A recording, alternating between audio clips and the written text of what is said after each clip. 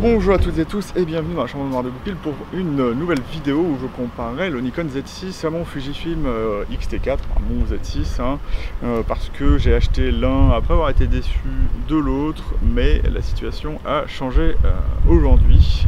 Donc je vais un peu parler de mon voyage entre Nikon et Fuji et ce que ça m'a fait réaliser par exemple sur le Nikon Z6, sur le Nikon Z en général, qui sont pour moi sujet de bashing un peu injuste. Je ne sais pas pourquoi on déteste Nikon aujourd'hui, leurs optiques sont vraiment très bonnes. Comment vous pouvez vous dire, c'est mieux d'acheter Fuji que Nikon, mais par exemple si vous prenez un 35-1.8 sur un Nikon, ce sera toujours moins de profondeur de champ que n'importe quoi sur un X-T4 à focale équivalente focale. Il faudrait vraiment avoir quelque chose comme un f1 pour avoir ce qu'on peut avoir avec un f1.8 sur le 35 mm, donc le 23 de chez Fujifilm. Et donc au départ mon histoire c'est que j'ai acheté le Z6 parce que j'étais un utilisateur du Nikon D750 que j'adorais. Je l'ai toujours utilisé en AFC, ça a été toujours mon appareil photo pour tout faire, à savoir qu'il a survécu au premier mirrorless que j'ai acheté qui était le A7 II et le A6300. J'avais adoré le A6300, mais pour moi le A7 II c'était un peu un Nikon D750 avec des moins bonnes couleurs, donc je me suis dit même si j'ai la preview je peux utiliser les mêmes objectifs mais je peux pas faire l'autofocus avec. Basiquement les Sony à l'époque, l'autofocus c'était pas vraiment génial, même si le A6300 allait dans le bon sens. J'avais eu des problèmes parce que je pouvais pas utiliser téléobjectif correctement avec cet appareil photo là, puisque comme ils font la preview à l'ouverture réelle de l'autofocus, même l'autofocus à ouverture réelle, et ben à F11 ou F14 ça ne marchait pas. Et vous allez vous dire mais comment vous faites pour avoir F11 ou F14? La photo d'avion hélice demande d'avoir moins de 1/3 centième de seconde, alors quand vous prenez le ciel, c'est un peu compliqué. Et du coup c'est pour ça par exemple que des optiques Canon F11 ont totalement leur place dans le marché. Mais ça c'est une totalement autre vidéo. Et donc du coup je vais un peu parler de la comparaison entre le Nikon Z6 et le X-T4. Basiquement j'ai acheté le Fujifilm X-T4 pour avoir une autre caméra, un autre appareil photo pour me filmer et à la fois essayer d'expérimenter un système qui serait un peu plus fiable en termes d'autofocus, ce qui n'a pas été le cas, et avoir l'écran orientable et faire des vidéos de manière beaucoup plus facile qu'avec le Z6, ce qui n'a pas été le cas non plus. Et donc voilà basiquement ce qui m'a fait revenir vers le Z6 et remarquer que c'était vraiment un très très bon appareil photo, en vous spoilant un peu ce que je pense des deux appareils photo. Donc comme vous le savez, il y en a un qui est APS-C et l'autre qui est plein format, mais je compare les deux parce que bien évidemment c'est mes deux appareils photo. Ils ont tous les deux une qualité d'image on va dire assez similaire. Bien évidemment le Nikon Z6 va avoir une dynamique un peu plus élevée et qui reste beaucoup plus élevée à haut ISO, ce qui est l'intérêt du Z6, même si on peut avoir du banding et c'est ça basiquement le problème du Z6. Et de l'autre côté on a X-T4 qui est au même prix au final que le Z6 nu, tous les deux nus au final, et donc qui est censé avoir quand même des prestations supérieures parce qu'il a un plus petit capteur et donc on peut avoir des prestations boîtier comme un processeur, une vidéo 4K, des choses qui devraient être plus intéressantes. Bien évidemment on a quand même un capteur plein format à côté, et donc on va parler au départ de la chose où ça a coincé avec les deux appareils photo, mais plus avec le X-T4, et je suis un peu revenu sur ce que je pensais aujourd'hui du Z6. Donc pour commencer, le Z6 je l'ai eu avec le firmware 2.10 je crois. L'autofocus était vraiment, c'était impossible. J'essayais de prendre une branche en photo, il voulait prendre ce qu'il y a derrière. Il a encore sujet un peu à ça, parce que ce qui me gêne un peu dans le Z6 c'est que les collimateurs sont légèrement trop gros, donc il va automatiquement prendre ce qui est le plus simple pour lui. Ce qui était cool dans le X-T4 c'est de me dire je peux avoir des collimateurs tout petits, mais au final comme il détecte moins de choses, le collimateur tout petit est moins facilement prendre des photos correctement qu'avec le gros collimateur.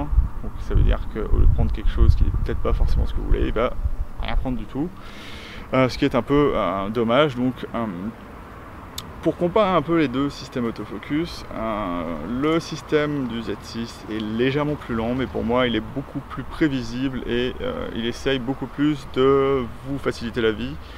Par exemple, vous mettez au point, il va faire la mise au point. C'est un peu difficile pour lui, il va un peu pomper, mais il va revenir exactement où il était avant. Il va s'arrêter légèrement, s'il n'arrive toujours pas à faire bien l'autofocus, il va refaire le même mouvement. Fujifilm X-T4, il arrive sur la zone, bam, parfaitement au point, sauf qu'après, et c'est plus rapide que le Z6 hein, quand je dis ça, sauf qu'après il va faire n'importe quoi et il va tellement vite à changer la mise au point et il va souvent, et c'est là où il pourrait changer ça au niveau firmware, au lieu d'aller plus à l'infini, il va vers le début de la mise au point. Donc par exemple sur le 16 mm avec lequel je me filme, il va aller à 0,2 et à 0,2 vous avez absolument rien de net hein. Donc dans ces cas là Fuji pourrait lui dire va à l'hyperfocale, on sait jamais, c'est peut-être ça qui veut être mis au point. Et s'il détecte que c'est prêt, il essaye de rester prêt, ce que ferait techniquement le Z6. Et donc c'est pour ça que je trouve ça beaucoup plus agréable de prendre des photos au Nikon Z6. Un avantage où plein de gens ont trouvé que c'était un des avantages sur le Nikon Z6, la preview se fait souvent F4 avec des firmware maintenant, par exemple le 2470 va jusqu'à F8. Mais du coup, ça donne au Z6 un autofocus qui pourrait être moins précis dans certaines situations, enfin moins précis je veux dire en termes de netteté parfaite, hein, mais il va beaucoup plus toujours prendre ce que vous voulez en photo, alors que à travailler à ouverture réelle sans avoir le choix de mettre l'ouverture la plus grande sur le X-T4, plus on va dans les basses ouvertures, enfin, ou dans les grands chiffres, et ben plus c'est difficile à mettre au point. Et moi j'ai des j'ai des grosses appréhensions à la photo téléobjectif avec le X-T4. Je pense que ça pompera pas mal si je fais des photos à f11 dans le ciel, à savoir qu'il va réussir à faire la mise au point et d'un coup il va faire non je veux pas.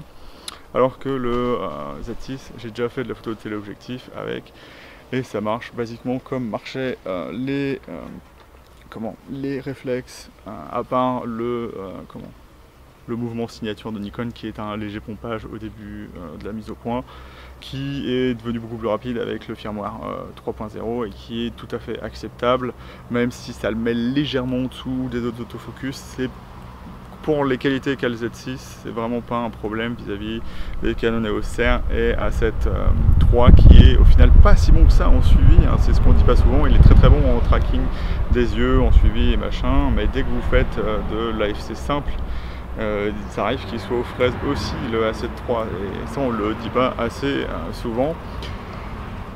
Et donc voilà à peu près ce que je pouvais dire de l'autofocus du X-T4. Alors l'autofocus du X-T4 s'améliore, plus vous mettez de collimateur autofocus, plus ça va être bien. Après je déteste avoir à faire des compromis avec un appareil photo, ce que m'oblige à faire le X-T4, ça m'oblige à mettre plus de collimateur, donc la zone 9. Et souvent à mettre priorité comme mise au point en AFC, ce que je ne devrais pas avoir à faire puisque l'AFC c'est fait pour faire la rafale notamment, et pour moi c'est l'autofocus du futur parce que ça devrait être l'autofocus qui est automatiquement mis sur tous les appareils photo, mis sur l'iPhone ou maintenant comme on a des mirrorless, juste sélectionner le collimateur et puis c'est bon, puisque vous pouvez aller exactement où vous voulez. Donc normalement il n'y a plus de raison d'avoir de l'AFS. Fuji fait très bien l'AFS, Nikon je ne suis jamais servi parce que l'AFC est assez bon pour que j'ai jamais besoin de me servir de l'AFS, mais ça fait quand même un peu chic que ce soit l'opérateur qui doit s'habituer à l'appareil photo plutôt que l'appareil photo qui donne son maximum pour faire en sorte que l'opérateur fasse de meilleures photos.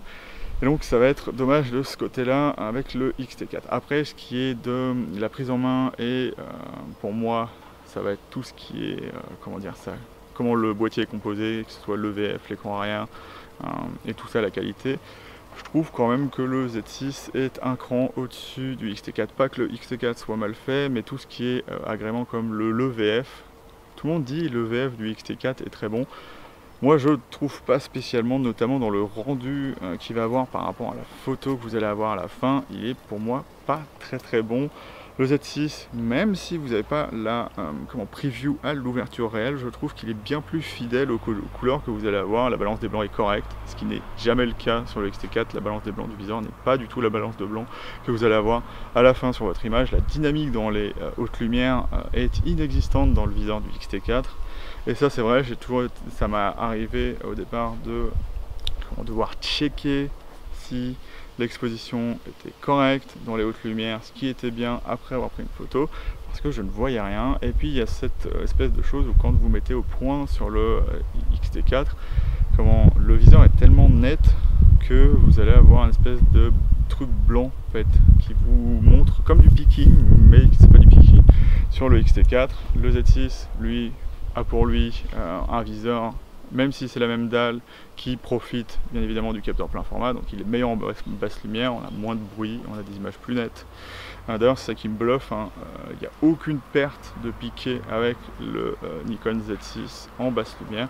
On a du bruit bien évidemment, ça reste un mirrorless, mais pour le reste c'est vraiment très très bon. On a un viseur qui est à 0,80, donc il est plus grand que celui du X-T4, et là où le bas blesse, c'est contrairement au X-T4, il a pratiquement pas de distorsion. Il va avoir une légère distorsion à peine perceptible, tandis que le viseur du X-T4 va avoir une espèce de truc comme ça où c'est plus fin au milieu et c'est plus large au bout, donc il y a de la distorsion dans le viseur. Dans ce que vous voyez, c'est pas vraiment ce que vous allez avoir en photo, ce qui est un peu dommage. Il y a aussi un autre défaut dans les optiques du viseur du X-T4, c'est que dès que vous n'êtes pas bien centré par rapport au viseur, l'image devient un peu floue, ce qui n'est jamais le cas dans le Nikon Z6. Et pour moi, l'œilleton du Z6 est bien mieux dessiné que celui du X-T4, qui a aucun intérêt d'avoir une partie rebondie au milieu de votre œilleton. Ça ne sert à rien, à part peut-être légèrement cacher votre œil, mais la moyenne du temps, ça va obstruer plus votre champ de vision si vous regardez à l'intérieur de votre viseur qu'autre chose. Donc c'est un peu dommage de ce côté-là. Oui, le X-T4 a plein d'options en termes de netteté, en termes de basse lumière, mais c'est un peu pour rafistoler le tout, pour faire en sorte que le processeur n'ait pas trop de problèmes avec le viseur. Nikon a toujours une qualité optimale de viseur. Il n'a peut-être pas le framerate du X-T4, mais le viseur est toujours optimal, et on ne me dira pas que le viseur du X-T4 est meilleur que celui du Nikon. C'est en tout cas optiquement, en définition, c'est bien évidemment Panasonic, et il y aura aussi le EOS R5, mais en termes d'optique, je trouve que c'est le meilleur viseur qui existe, puisque c'est le plus grand, donc c'est le plus agréable. Voilà déjà pour ça.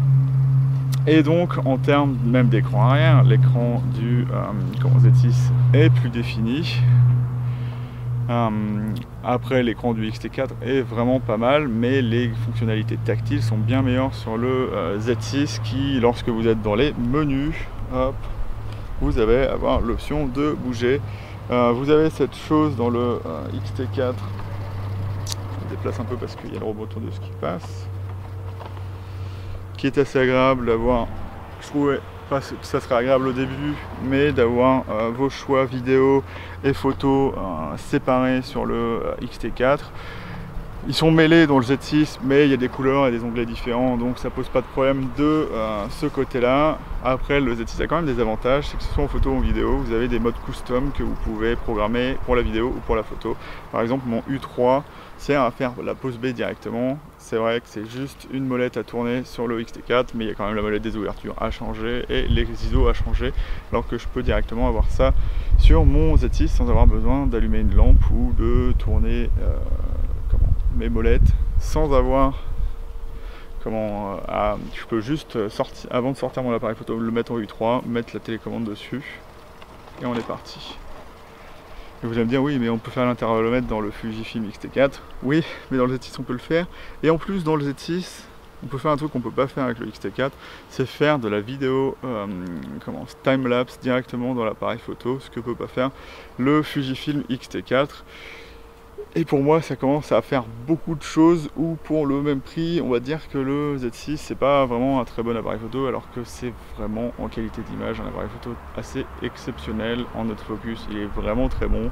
Si on sait comment l'autofocus marche, il n'y a aucun problème, alors que le X-T4, il y a des moments où il peut faire très bien l'autofocus dans des zones plus noires que le Z6, mais il y a des zones à faible contraste, un EV plus élevé que que sur le Z6 où il n'arrivera pas du tout à faire la mise au point, alors que le Z6 arrivera à faire la mise au point ou au moins comprendre où il doit faire la mise au point. C'est ça qui est assez bizarre avec le Z6, c'est qu'il comprend ce qu'il doit faire, mais des fois il n'arrive pas à l'achever, donc il s'arrête à l'endroit et des fois il va essayer de renouveler l'autofocus quand il comprend pas trop où il est, ce qu'on peut faire le X-T4.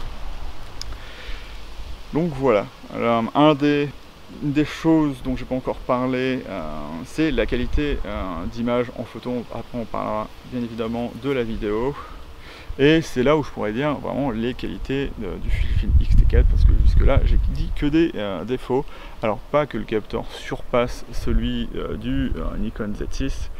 Le Nikon Z6 a bien évidemment 24 millions de pixels avec un filtre passe-bas, on a 26 millions de pixels sans filtre passe-bas, donc le X-T4 sur n'importe quelle optique Fujifilm par rapport à une optique Z.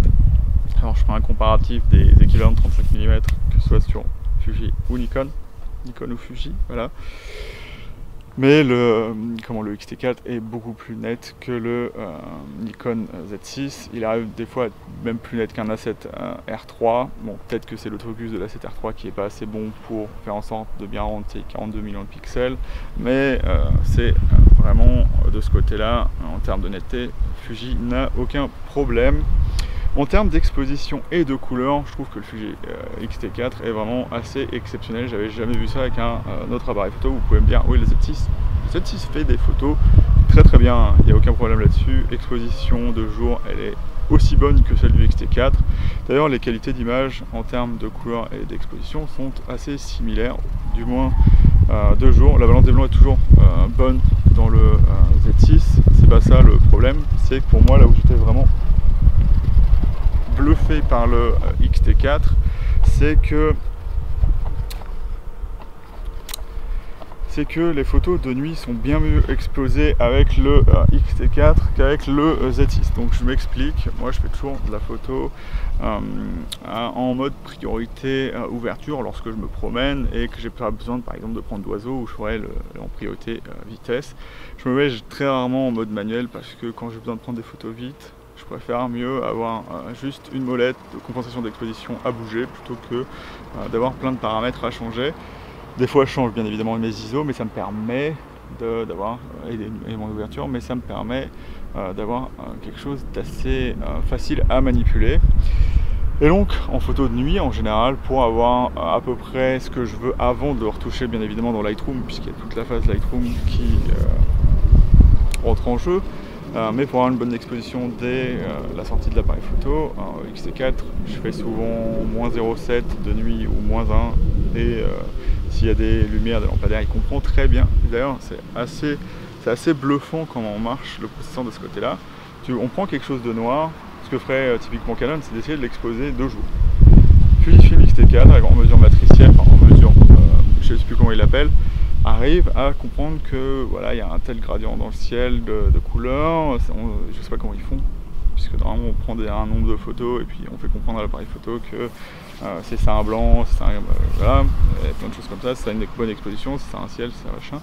Mais le Fujifilm X-T4 arrive à comprendre, même s'il peut des fois exposer un peu plus élevé, du noir doit être noir dans la photo, ce qui est assez étrange, alors que le Nikon Z6 il va essayer de prendre une zone moyenne et de faire une espèce de gris moyen et d'avoir un peu tout, avoir de la dynamique partout, ce qui donne des fois des choses un peu brûlées. Certes, je pense que ça peut être récupéré, mais je préfère mieux du coup sous-exposer légèrement pour retrouver du détail dans les hautes lumières. Ce que je ne ferai pas avec le X-T4, donc ça m'arrive des fois d'être à la limite de la compensation d'exposition avec le Nikon Z6, ce que je ne ferai pas avec le Fujifilm X-T4. Après on va pas parler d'optique ici, mais il y a certains problèmes, par exemple là que ce 35-1.8, mais pour moi c'est ça qui m'a bluffé chez Fuji, couleur. Balance de blanc aussi est vraiment pas mal. Bon, il y a des fois c'est un peu fantaisiste dans le sens où des fois ils font tout pour rendre un coucher de soleil bien meilleur qu'il est réellement, ce qui n'est pas un mal au final. Après, le Nikon Z6, très bonne balance des blancs, mais des fois une tendance à vouloir trop bien exposer une scène pour avoir plein de dynamique à l'intérieur. Peut-être que c'est dû aussi au mode flat que je mets sur le Z6, il faudra que je fasse des recherches là-dessus. Mais ce que je voulais dire, c'est que vraiment le X-T4 de ce côté-là, il sort son épingle du jeu, mais il est à noter aussi que comme c'est un capteur APS-C et c'est des photos que je prends à 1600 ISO, en général je m'arrête là. Sur le X-T4, je pourrais aller plus loin avec le Z6, mais je préfère encore garder le maximum de dynamique qui reste encore très très bonne à 1600 ISO. Et comme on a un capteur APS-C qui a beaucoup moins de dynamique, Fujifilm est obligé de faire en sorte que le capteur expose bien mieux. Après, il faudra vérifier. Je pense que le Z50 expose de la même façon que le Z6, donc ça donnera un avantage en APS-C au X-T4 par rapport au Z50. Mais ce que je voulais dire, c'est que si je ne mettais pas la compensation d'exposition à -3, mais par exemple au même niveau que le X-T4, je retrouverais quand même beaucoup plus de détails dans le Nikon Z6 que si j'avais fait la même compensation d'exposition avec le X-T4. Voilà, c'était tout simplement ce que je voulais dire. Et donc maintenant on va pouvoir parler aussi de la qualité d'image en vidéo. Fuji a fait beaucoup d'évolutions dans le sens de la vidéo. Alors en termes de qualité d'image, c'est assez exceptionnel, c'est pratiquement les meilleurs de ce côté là, sauf qu'il y a deux gros défauts chez Fujifilm. L'exposition n'est pas en transition douce, donc on a ce qu'on appelle il fait du stepping. Mais du coup le Nikon Z6 est bien meilleur pour ça. La transition est douce, bon des fois c'est un peu lent. Il expose vraiment très très bien les visages en mode priorité des yeux, évidemment. Il fait bien mieux l'autofocus en vidéo. Le X-T4, aléatoirement, suivant votre scénario, va perdre l'œil. Donc là, comme je suis dans une situation lumineuse assez stable, il y a un peu de lumière, mais c'est pas trop surexposé. Enfin, s'il n'y a pas trop de V positif un peu trop haut pour l'appareil photo. Donc il arrive à bien détecter mon œil. Et de manière générale, j'ai souvent à me préoccuper de ça sur le Fuji X-T4. D'ailleurs là je peux vous montrer un exemple où c'est vraiment assez horrible sur le X-T4. D'ailleurs sur ma prévue du Z5 que je vais devoir refaire du coup.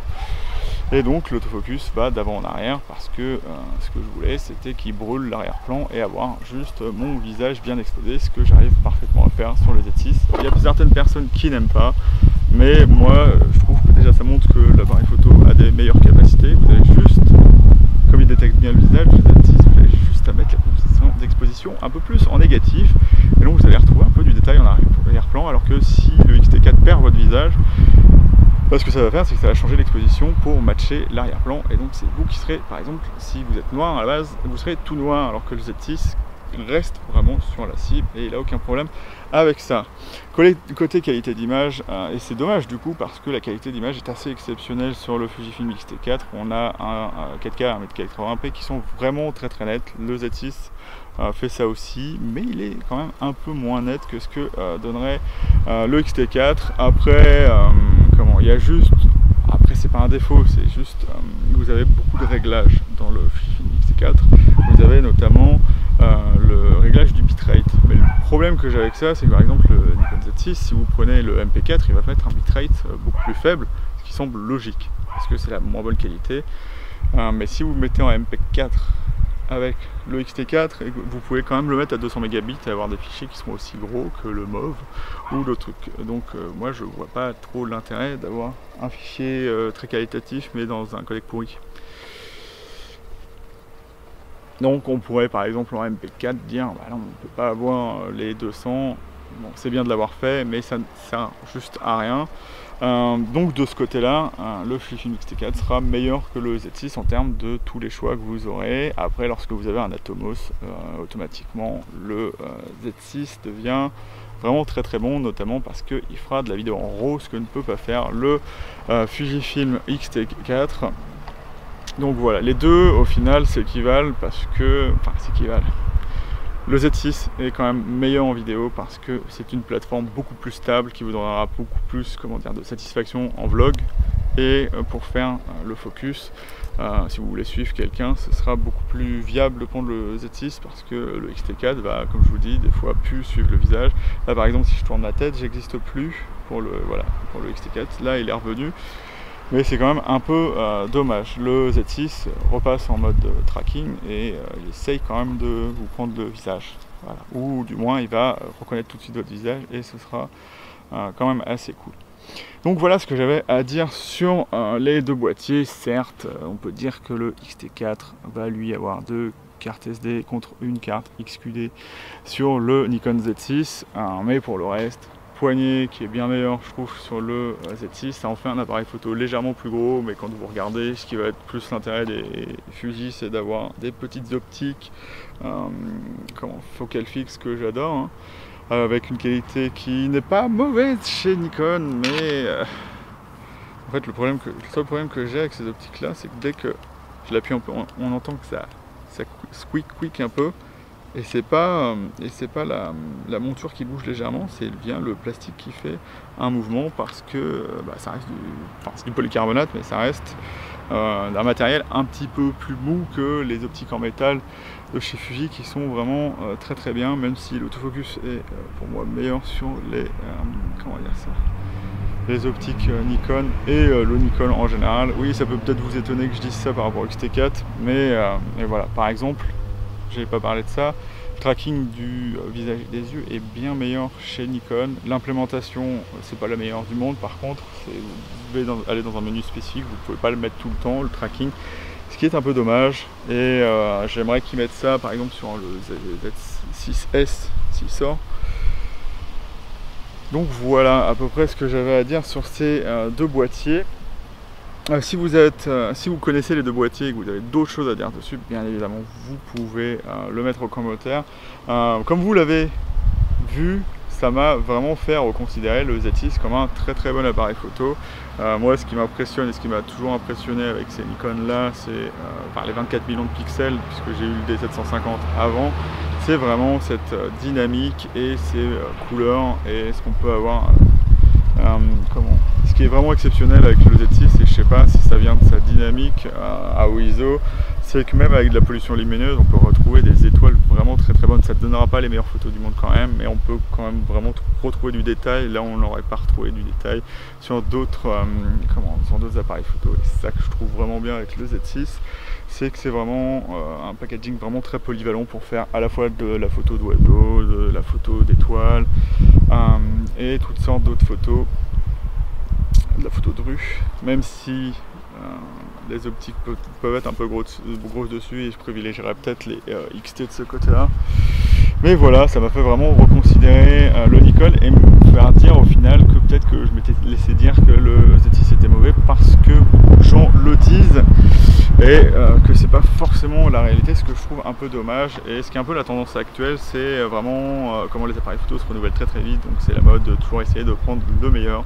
Pour moi, je pense que je vais essayer de garder le Z6 le plus possible. Le XT4, j'adore beaucoup la qualité d'image, mais je sais pas si c'est un appareil que je voudrais quand même garder très très longtemps.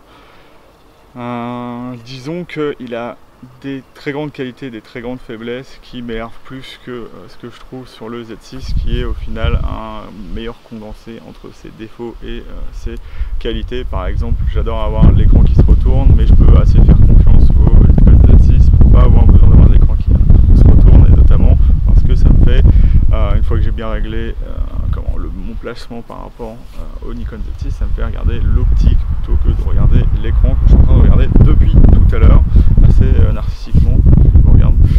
Donc voilà, c'est peut-être ce que vous attendiez pas de cette vidéo, à dire que pour moi le Nikon Z6 est bien meilleur qu'un Fujifilm XT4. Alors reste que au final, les photos finales que vous aurez avec un XT4 sont vraiment très très bonnes, et ça reste un appareil photo très très bien si vous voulez avoir plusieurs optiques assez rapidement sans payer un bras, comme ce qu'on ferait sur un système comme les Canon RF ou le système Nikon, que je trouve quand même encore un peu plus intéressant du côté des optiques, juste parce que ils en proposent des moins chers que ce que fait Canon. Certes, il y a ce 35 mm 1.8 qui est plutôt pas mal. Ils disent macro, mais je pense que le 35 mm 1.8 de chez Nikon, si je ne me trompe pas, fait la même distance de mise au point, et ils l'ont pas appelé macro. Donc voilà, je vais rester là-dessus. Si vous avez des commentaires à faire là-dessus, que ce soit en positif ou en négatif, soyez constructifs. Hein. Je fais pas ça juste pour détruire Fujifilm. Il y a juste un peu plus de, je trouve, de fanatisme chez Fujifilm. Nikon se fait démonter parce que la plupart des utilisateurs de Nikon sont un peu des snobs qui avaient leurs autofocus de réflexe. Ils disaient mais c'est génial.